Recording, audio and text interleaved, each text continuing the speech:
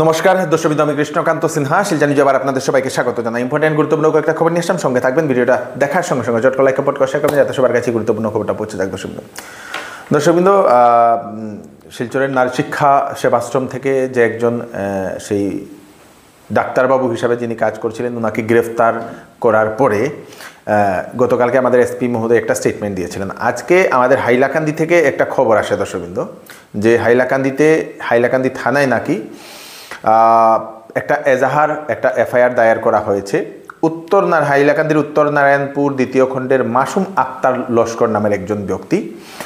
উনি দুটা হসপিটালের উপর উনি এফআইআর দায়ের করেছেন। একটা হচ্ছে আরতি হসপিটাল হাইলাকান্দি, আর একটা হচ্ছে শিলচরের গ্রিসওয়েল হাসপাতাল।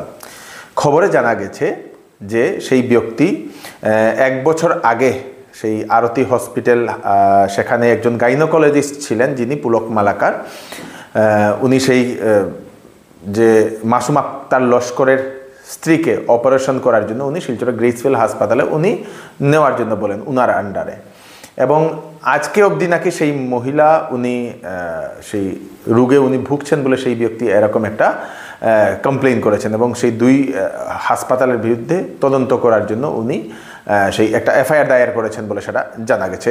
দর্শকবৃন্দ, কাঠিগড়ার যে যুবক হুসেন আহমেদ, সেই হুসেন আহমেদকে ইন্ডিগো বিমানে যে চর মেরেছিল যে ব্যক্তি, সেই ব্যক্তির নাম জানা গেছে হাফিজুর রহমান সেই ব্যক্তি। দর্শকবৃন্দ, এবং সেই ব্যক্তিও একজন বাঙালি, বাংলা ভাষায় কথা বলছিল। সেই ব্যক্তি সামাজিক মাধ্যমে একটা ভিডিও করে ও ছেড়ে দিয়েছে।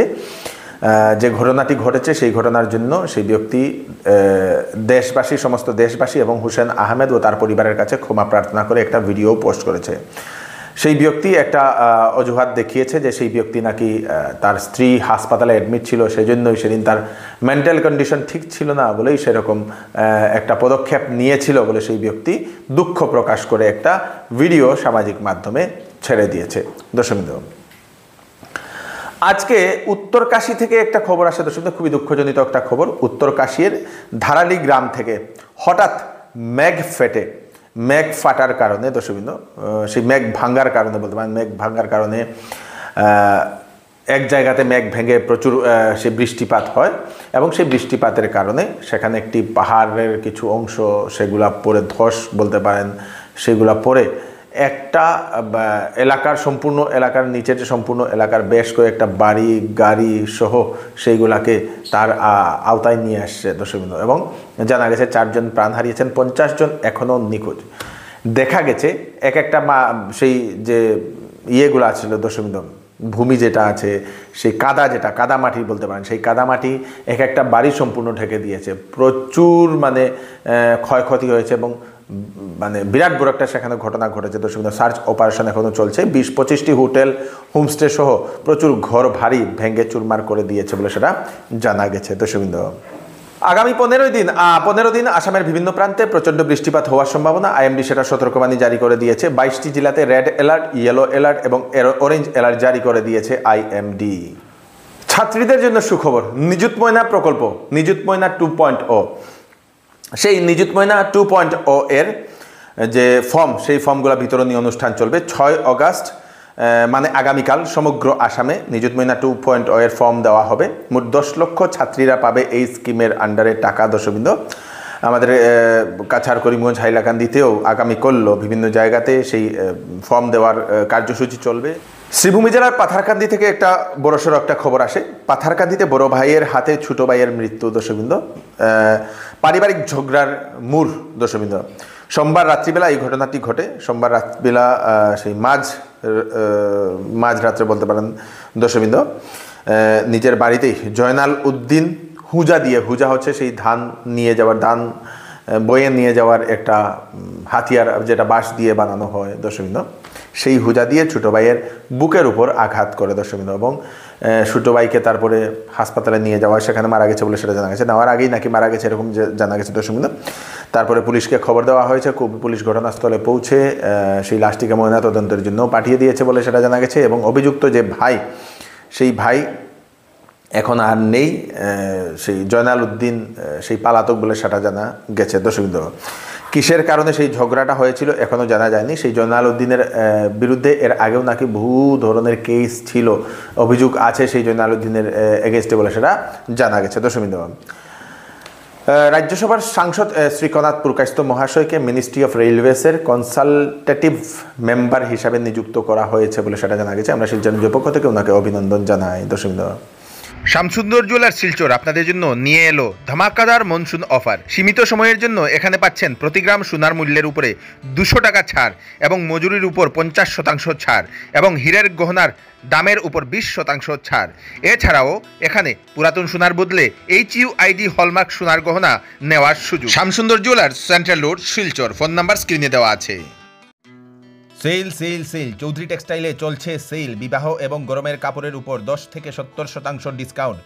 বিবাহ এবং ফ্যান্সি কাপড়ের উপর থাকছে ফ্ল্যাট 20% ডিসকাউন্ট। সঙ্গে থাকবে আকর্ষণীয় উপহার। 10 দিনের ভিতরে বিক্রিত মাল পছন্দ না হলে ফেরত নিয়ে যেতে পারবেন। চৌধুরী টেক্সটাইল, ফাটক বাজার, গলি নম্বর 2, Silchar. Phone number 038422340663। BJP IT সেলের যিনি প্রধান অমিত মালব্য, সেই অমিত মালব্যের মন্তব্য নিয়ে রাজ্যসভার বিজেপি সাংসদ কনাথ পুরকায়স্থ মহোদয় উনি একটা চিঠি লিখেছেন উনাকে। দর্শকবৃন্দ, অমিত মালব্য সেই সিলেটিকে বাংলাদেশি বা বাংলাকে বাংলাদেশি ভাষা বলে বলেছিলেন, সেটার উনি ডিটেলসে উনি জানিয়ে দিয়েছেন। দর্শকবৃন্দ, এবং আজকে দেখা গেছে আমাদের শিলচরে তৃণমূল কংগ্রেসের যিনি কার্যকর্তারা, সেই শিলচরের যে পার্ক রুট, সেই পার্ক রোডে ওনারা প্রতিবাদ সাব্যস্ত করেন এবং অমিত মালব্যের কুশপুতুলো দাহ করেছেন। দর্শকবৃন্দ, সিলেটিকে বাংলাদেশি ভাষা বলার কারণে এই প্রতিবাদটা, এবং আমাদের সমগ্র বরাক জুড়ে বহু মানুষই এখন দর্শকবৃন্দ প্রতিবাদ করছেন, সেটা দেখা গেছে। দর্শকবৃন্দ, কাছাড় পুলিশের বৃহৎ সাফল্য। কাছাড় পুলিশ 7 কোটি টাকার ড্রাগস বাজেয়াপ্ত করতে সক্ষম হয়েছে গতকালকের এই ঘটনাটি। দর্শকবৃন্দ, কাছাড়ের 2টা জায়গাতে পৃথক পৃথক অভিযানে 7 কোটি টাকার ড্রাগস নেশাজাতীয় সামগ্রী বাজেয়াপ্ত করা হয়েছে। সঙ্গে 5 জনকে গ্রেফতার করা হয়েছে। সোনাবাড়িঘাটে 216 গ্রাম হিরোইন সহ 4 জনকে গ্রেফতার করেছে, মহিলা সহ। দর্শকবৃন্দ, এবং লক্ষ্মীপুর থেকেও দর্শকবৃন্দ, লক্ষ্মীপুরের মার্কুলিনে 20,000 ইয়াবা ট্যাবলেট সহ গ্রেফতার করা হয়েছে একজনকে বলে সেটা জানা গেছে, যার বাজার মূল্য 7 কোটি টাকার অধিক বলে এসপি মহোদয় সেটা জানিয়েছেন। দর্শকবৃন্দ, যোৱাকালি আমি 2টা বিশেষ অভিযান চলাইছিলোঁ। এটা অভিযান আমাৰ সোনাবাড়ী ঘাট অঞ্চলত সদৰ থানাৰ এৰিয়াত এটা অভিযান চলিছিলে, আৰু দ্বিতীয়টো অভিযান চলিছিলে মাৰ্খলেন লক্ষীপুৰ থানাৰ অন্তৰ্গত এৰিয়াত। আৰু 2টা আমাৰ যি পিঅ' আছে, 2টা পিঅ'ৰ পৰা আমি বৃহৎ পৰিমাণৰ নিচাযুক্ত সামগ্ৰী জব্দ কৰিবলৈ সক্ষম হ'লোঁ। প্ৰথম যিটো ঘটনাস্থলীত সোনাবাড়ী ঘাটত যেতিয়া আমি এটা গাড়ী ইণ্টাৰচেপ্ট কৰোঁ, আৰু এই গাড়ীখনৰ ইণ্টাৰচেপ্ট কৰাৰ পাছত তাত 4জন আৰোহী আছিলে। সেই 4জনৰ আৰোহীক যেতিয়া সোধপোছ কৰোঁ, তেতিয়া তাৰ পৰা আমি 18টা চাবোনৰ বাকচত হিৰ'ইন, সন্দেহযুক্ত হিৰ'ইন আমি জব্দ কৰিবলৈ সক্ষম হৈছোঁ। এই 4জন ব্যক্তিৰ নাম হৈছে আয়েশা বেগম চৌধুৰী, দ্বিতীয়গৰাকী হৈছে মুছলিমা বেগম মজুমদাৰ, আৰু তৃতীয়জন হৈছে জালাল আহমেদ চৌধুৰী, আৰু চতুৰ্থজন হৈছে ৰাজীবুৰ আলী চৌধুৰী। এই গোটেই কেইজনৰ ঘৰ নাৰায়ণপুৰ আৰু ধলাই পুলিচ ষ্টেচনৰ অন্তৰ্গত। গোটেই 4জনৰ পজিশ্যনৰ পৰা আমি নিচাযুক্ত সামগ্ৰী হিৰ'ইন জব্দ কৰিবলৈ সক্ষম হৈছোঁ। আৰু সেই নিচাযুক্ত সামগ্ৰীৰ যি ওজন আছিলে 216 গ্ৰাম আছিলে। আৰু এই গোটেই সামগ্ৰীখিনি আমি আইনগতভাৱে স্থলীতে আমি চিজ কৰোঁ। আৰু দ্বিতীয়টো স্থান হৈছে মাৰ্খলেন লক্ষীপুৰ। তাৰ এজন ব্যক্তিক আমি তেওঁৰ ঘৰৰ পৰা আমি ব্যক্তিজনক বিশেষ খবৰ সূত্ৰ খেদি আমি তেওঁৰ ঘৰত আমি অভিযান চলাওঁ, আৰু সেই মানুহজনৰ নাম হ'ল লালপু সিংজিত। তেওঁৰ ঘৰ হ'ল মাঞ্জা তিনিআলি, কাৰ্বি আংলং। তেওঁৰ পৰা আমি 20,000 ইয়াভা টেবলেট জব্দ কৰিবলৈ আমি সক্ষম হৈছোঁ, আৰু তাৰ লগতে এখন বলেৰো গাড়ীও আমি জব্দ কৰিবলৈ সক্ষম হৈছোঁ। বলেৰো গাড়ীখনৰ নাম্বাৰ হৈছে AS09B6667। এই গাড়ীখনো আমি তাৰ লগত জব্দ কৰিবলৈ সক্ষম হৈছোঁ। আৰু প্ৰাৰম্ভিক তদন্তকালত আমি গোটেই সামগ্ৰীখিনি, যিখিনি সামগ্ৰী আমি নিচাযুক্ত সামগ্ৰী জব্দ কৰিলোঁ, সেই সামগ্ৰীখিনি আমি পৰীক্ষণ কৰোঁ ড্ৰাগ ডিটেকশ্যন কিটৰ জৰিয়তে, আৰু আমি ইতিবাচক ৰিপ্লাই পোৱাৰ পাছত আমি গোটেই সামগ্ৰীখিনি ইণ্ডিপেণ্ডেণ্ট উইটনেছৰ উপস্থিতিত আমি সামগ্ৰীখিনি আমি জব্দ কৰোঁ। ঘুষ নিতে হাতে নাতে গ্রেফতার একজন লাট মণ্ডল। মরান জেলার সার্কেল অফিসার লাট মণ্ডল ঘুষ নিতে হাতে নাতে গ্রেফতার করে ভিজিলেন্স সিএম ভিজিলেন্স দর্শকবৃন্দ। নাম হচ্ছে হিরেন নাথ। সেই হিরেন বাবু টাকা ঘুষ নিচ্ছিলেন এবং একজন ব্যক্তি টাকা ঘুষ দেওয়ার আগে উনি ভিজিলেন্সকে উনি জানিয়ে দিয়েছিলেন। অবশেষে গ্রেফতার করা হয় সেই লাট মণ্ডলকে। আমাদের শিলচরের অন্নপূর্ণা ঘাটের বরাক নদীর জলের স্তর ধীরে ধীরে করে বাড়ছে। বিকালবেলা 4টা অবধি খবর পাওয়ার মধ্যে 18.63 সেন্টিমিটার বলে সেটা জানা গেছে দর্শকবৃন্দ।